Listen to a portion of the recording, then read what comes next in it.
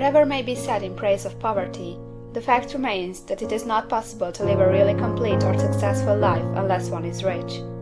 No man can rise to his greatest possible height in talent or soul development unless he has plenty of money. For to unfold the soul and to develop talent, he must have many things to use, and he cannot have these things unless he has money to buy them with. A man develops in mind, soul, and body by making use of things, and society is so organized that man must have money in order to become the possessor of things. Therefore, the basis of all advancement for man must be the science of getting rich. The object of all life is development, and everything that lives has an inalienable right to all the development it is capable of attaining.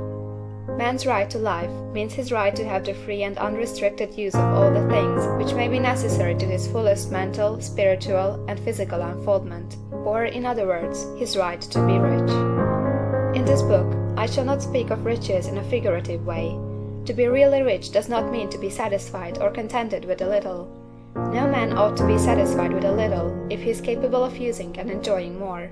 The purpose of nature is the advancement and unfoldment of life, and every man should have all that can contribute to the power, elegance, beauty, and richness of life. To be content with less is sinful.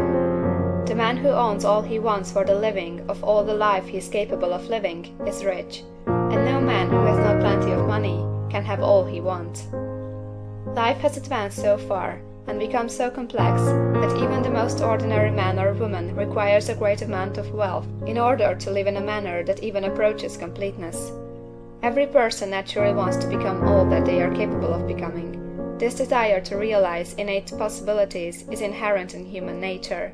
We cannot help wanting to be all that we can be. Success in life is becoming what you want to be.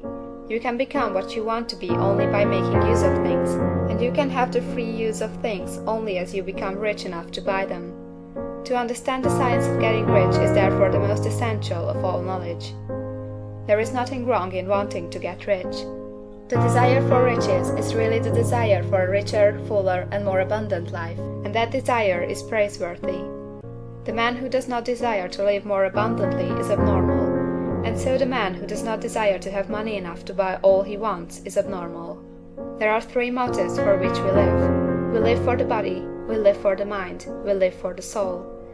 No one of these is better or holier than the other. All are alike desirable, and no one of the three, body, mind, or soul, can live fully if either of the others is cut short of full life and expression. It is not right or noble to live only for the soul and deny mind or body, and it is wrong to live for the intellect and deny body or soul.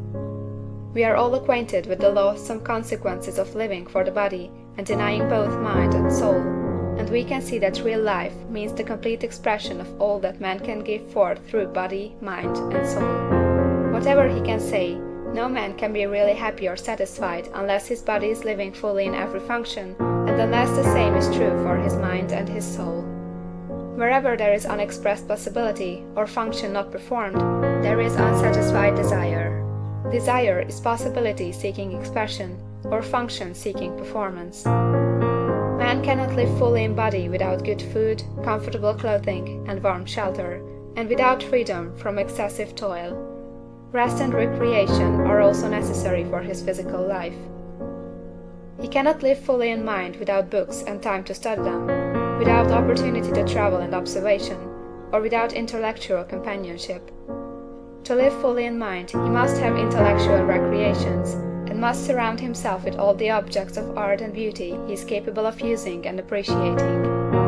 To live fully in soul, man must have love, and love is denied expression by poverty. A man's highest happiness is found in the bestowal of benefits on those he loves. Love finds its most natural and spontaneous expression in giving. The man who has nothing to give cannot fill his place as a husband or father, as a citizen, or as a man. It is in the use of material things that the man finds full life for his body, develops his mind, and unfolds his soul. It is therefore for supreme importance to him that he should be rich. It is perfectly right that you should desire to be rich. If you are a normal man or woman, you cannot help doing so. It is perfectly right that you should give your best attention to the science of getting rich, for it is the noblest and most necessary of all studies. If you neglect this study, you are derelict in your duty to yourself. to God and humanity, for you can render to God and humanity no greater service than to make the most of yourself. End of chapter 1.